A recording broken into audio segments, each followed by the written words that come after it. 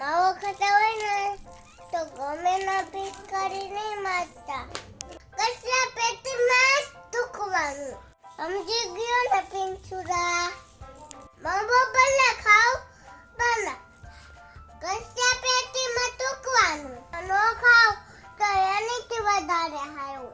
લાલ લાવતા હવે માવો ખાઈ ગમે એના થકતા નહીં. નકર હું તમારી સર્વિસ કરવા આવી. એટલે નરેન્દ્ર મોદી કઈ નહીં કરી શકે. તમારે ચોખ્ખું બધું લખવું પડે. માવા ખાઈને તુઈકા કરસ તે ચોખ્ખું લખો ચોખ્ખું. પહેલા 12 રૂપિયાનો ભાવ આવતો.